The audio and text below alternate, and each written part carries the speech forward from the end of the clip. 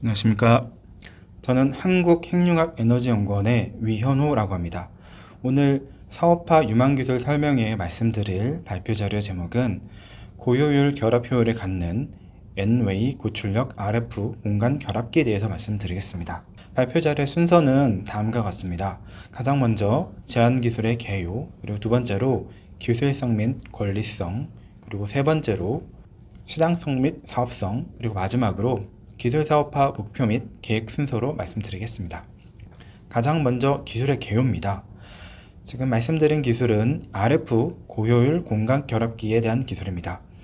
최근 단일 SSPA의 출력 효율의 증가와 함께 기존에 사용되어 왔던 클라이스트론 혹은 테트로드를 대체하기 위한 고출력 RF 공간 결합기에 대한 중요성이 증대되고 있습니다. 지금 이제 클라이스트론 혹은 테트로드 이런 단어에 대해서 이제 통상적으로 잘 쓰지 않는 단어이기 때문에 먼저 조금 설명을 먼저 드리면, 지금 이제 만약에 고출력 RF 소스를 만들기 위한 전통적인 방법들 중에 하나고요. 통상 진공 튜브라고 합니다.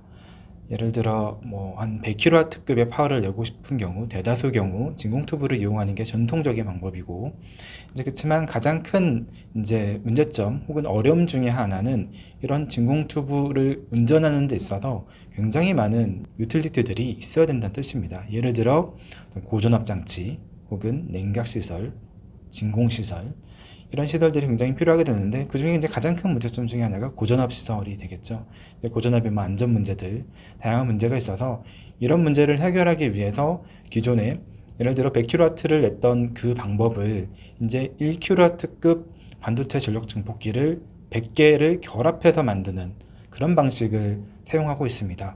이제 문제는 그 결합함에 있어서 100kW의 파워를 내기 위한 결합기 기술이 굉장히 중요하게 되는데요. 그 결합기 기술에 대해서 오늘 말씀드리려고 하고 있습니다. 오른쪽 그림에서 보시는 것과 같이 기존에 중간에 있는 빨간색이 이제 반도체 전력 증폭기인데요. 반도체 전력 증폭기에 나오는 파워를 결합하기 위해서는 쉽게 말씀드리면 이제 플러스 역할을 하는 더하기 연산자에 해당하는 기기가 필요하게 됩니다. 종래 기술 같은 경우에는 전통적으로 이제 평면 결합 방식을 많이 사용하게 됩니다. 평면 결합 방식 같은 경우에는 기본적으로 설계가 쉽고 이제 전통적으로 많이 사용했던 방식이기 때문에 많이 사용했는데, 예를 들어 저희가 4개의 소자를 묶는다고 생각하게 되면 제가 두 개씩 먼저 묶고 그 다음에 그 두 개를 또 묶는 방식으로 사용하게 됩니다. 그래서 예를 들어 1 플러스 1을 묶게 되면 2가 되는데, 문제는 결합하면서 생기는 결합 손실이 존재하게 됩니다. 예를 들어 0.2만큼 손실이 생기게 된다면 1 플러스 1이 2가 되는 게 아니고 1.8이 되게 됩니다. 그렇지만 이제 그걸 한 번 더 묶게 되면 한 번 더 묶는 데서 손실이 생겨서 3.6에 해당하는 파워가 나오게 되는 거죠. 이제 문제는 지금은 단순히 4개만 결합하는 경우 3.6이 나왔지만 4개가 아닌 10개, 20개 혹은 100개 정도로 묶게 되면 그 결합 손실은 기하급수적으로 증가하게 됩니다. 그래서 결국은 고출력인 경우에는 굉장히 많은 소자를 결합하는 건 당연하게 되는데, 고출력 소자를 결합하기 위해서는 이제 기존에 사용하던 평면 결합 방식은 굉장히 높은 결합 손실도 있을 뿐더러 결합을 하면 할수록 점점점 결합 손실이 커지는 문제로 인하여 다른 방식을 사용하는 것을 기대하고 있습니다. 그 방식 중에 정통적으로 또 쓰는 방식이 공간 결합 방식이 있습니다. 공간 결합 방식은 아까 말씀드렸지만 두 개씩 묶는 게 아니고, 예를 들어 저희가 10개 소자를 묶게 되면 10개를 한 번에 묶는 방식입니다. 그래서 예를 들어 1 곱하기 10이 되는 거죠. 1 곱하기 10이 손실이 없는 경우는 10이 되겠죠. 근데 문제는 결합기도 결합 효율이 최대인 경우는 100%일 테고, 결합을 하다가 50% 손실이 생기면 50% 효율이 될 텐데, 그래서 결합한 파워는 예를 들어 입력하는 파워, 그리고 결합하는 소자의 개수, 그리고 그거 곱하기 결합 효율이 되게 됩니다.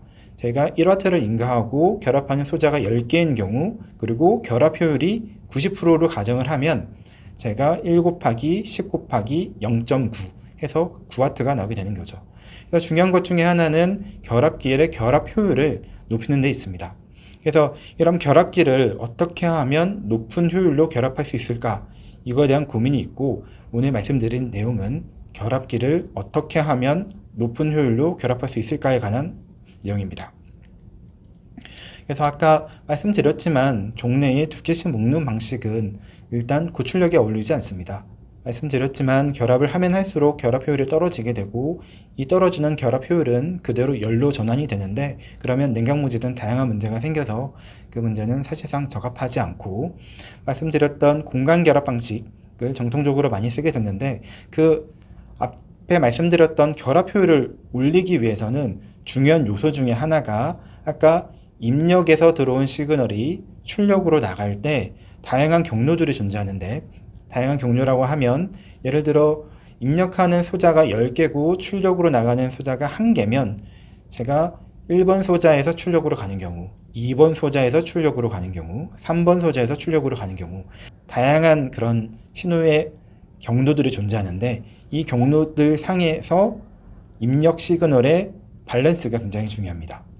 근데 밸런스라 하면 저희가 아까 입력되는 시그널은 사실상 전자기파인데요. 그 중에서 이제 일렉트릭 필드에 출력 포트가 인력 포트고 입력 포트가 2, 3, 4, 5, 6 쭉쭉쭉 해서 10까지 있는 경우 제가 2번 포트에서 1번으로 가는 경우 3번 포트에서 1번으로 가는 경우 4번 포트에서 1번으로 가는 경우 그리고 맨 마지막에 10번 포트에서 1번으로 가는 경우 이 경우에 해당하는 모든 경로에 전자기파에 각각 해당하는 앰플리튜드와 페이지의 밸런스가 굉장히 중요한 요소가 됩니다. 그래서 가장 앰플리튜드가 큰 녀석과 가장 앰플리튜드의 작은 녀석의 차이를 통상 앰플리튜드 밸런스로 정의할 수 있는데 그 밸런스의 차이가 작으면 작을수록 결합 효율을 증가시키게 됩니다. 반대로 전자기파에 똑같이 2번에서 1번, 3번에서 1번 다양한 시그널에 해당하는 페이지 역시 그 페이지의 밸런스가 가장 중요한데 그 페이지의 차이가 작으면 작을수록 결합 효율이 증가하게 됩니다. 그래서 다음 장에서 말씀드릴 건 이제 기술 개요 및 제 서기를 한 번 더 하게 되는데요. 저는 아까 말씀드렸지만 한국핵융합에너지연구원 소속이고 그 중에 K스타 연구본부에서 K스타를 연구하고 있습니다. 제가 하는 연구 분야는 그 고출력 RF 장치를 이용해서 플라즈마를 가열하는 역할을 하고 있고 그래서 실제로도 이제 아까 말씀드렸던 클라이스트론 혹은 SSPL을 실제로 개발을 하고 운영을 하고 있습니다.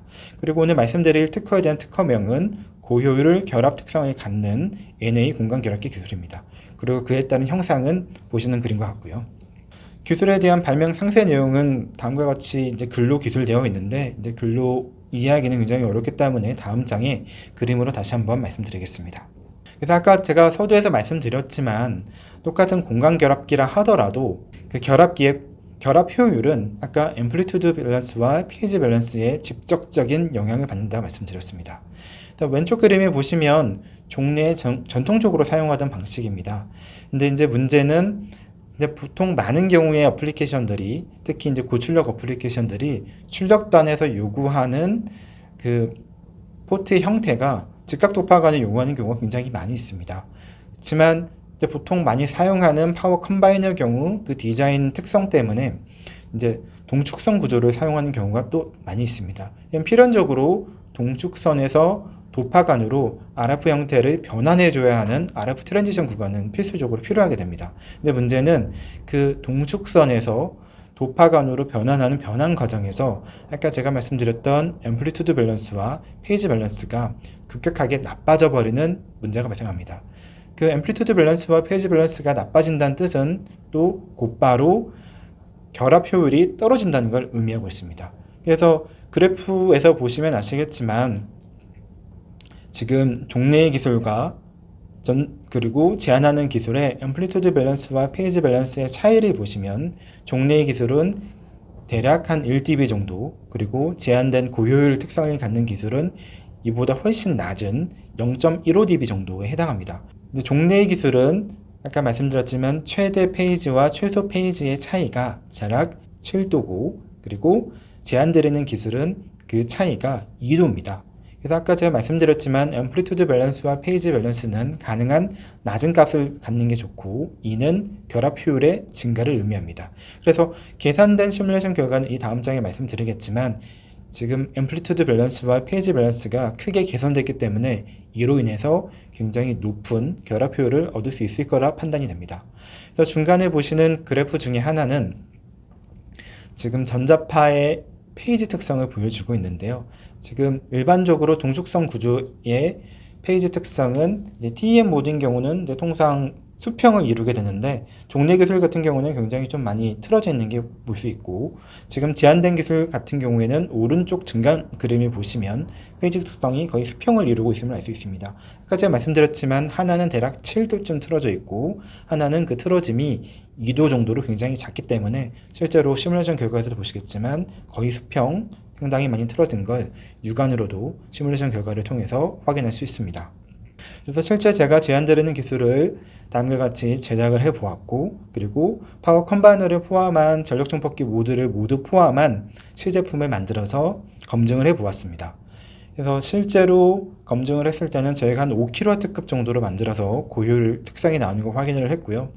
그래서 가운데 보시는 서킷 시뮬레이션을 통해서 실제로 결합 효율이 대략 99.2%로 굉장히 높은 결합 효율이 나오는 것을 시뮬레이션 통해서 확인을 해봤습니다.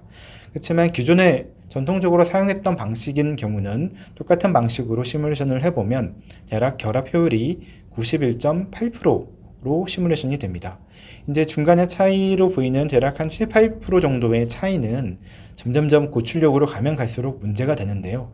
아까 제가 말씀드렸지만 그 고출력에서 생기는 결합 효율이 떨어짐은 곧바로 열로 전환이 됩니다. 예를 들어 100kW급 SSPL을 만드는 데 있어서 그 8%의 차이는 그만큼으로 열로 전환되기 때문에 그에 해당하는 냉각 구조가 추가되어야 된다 함을 의미하고 있습니다. 그래서 이제 다음으로 말씀드릴 건 본 기술에 대한 기술성 및 권리성에 대해서 말씀드리겠습니다.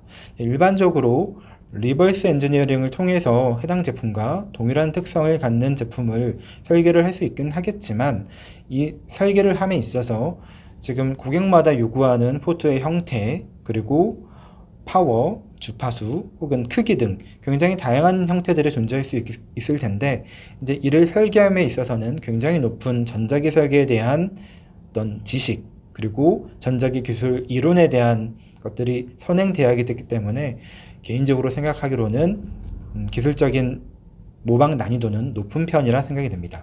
그리고 대체 기술 관련된 존재 여부를 말씀을 드리면, 아직까지는 고출력 SSPA에 대한 기술은 현재 개발 단계에 있습니다. 그래서 통상 일반적인 어떤 민간 부분에서 많이 쓰고 있지 않기 때문에 지금 대체 기술은 존재하지 않고 있다고 판단을 하고 있고, 그리고 아직 시장도 계속 증가하고 있는 단계입니다. 그리고 다음 같은 아래의 그림을 보시면 이제 전자기 시뮬레이션에 해당하는 한 예를 보여드리고 있고요. 그리고 아까 말씀드렸던 시장성을 말씀드리면, 지금 예를 들면 통상 지금 가정에서는 아니지만 많이 쓰고 있는 어플리케이션 중에 하나가 이제 드론이 있습니다. 드론 같은 경우에는 뭐 방송에서도 많이 쓰고 있고요. 혹은 허가된 지역에서 드론을 날려서 개인도 촬영을 하고 있죠. 이제 문제는 그런 드론 같은 경우에는 특정 구역에서는 또 못 날리게 되어 있고, 뭐 공항 같은 경우에는 못 쓰게 되겠죠. 이제 그런 경우, 혹은 이제 군사적인 목적으로 드론을 쓰게 되는 경우 그 드론을 뭐 잡든가 혹은 드론의 기능을 마비시키는 그런 목적으로 안티 드론에 해당하는 어떤 기기가 필요합니다. 그 경우도 통상 고출력 RF 장치를 많이 쓰게 되는데, 그 경우도 SSPL을 많이 활용하는 것으로 알고 있습니다. 그래서 아까 제가 말씀드렸던 드론은 한 일례의 예고, 통상 많은 경우는 이제 국방 분야 혹은 의료 분야 혹은 저희과 같은 특수 목적 분야로 굉장히 많이 사용하고 있습니다. 그렇지만 그에 따른 시장 규모도 점점점 증가하고 있고요. 이제 국내외 시장 혹은 해외 시장을 보더라도 계속 지속적으로 증가를 하고 있습니다. 그리고 기술 사업화 목표는 아까 제가 말씀드렸지만 보통 많은 경우의 어플리케이션이 군용 혹은 플라즈마 가열 분야, RF 토치에 해당하는 것들이 있을 테고요.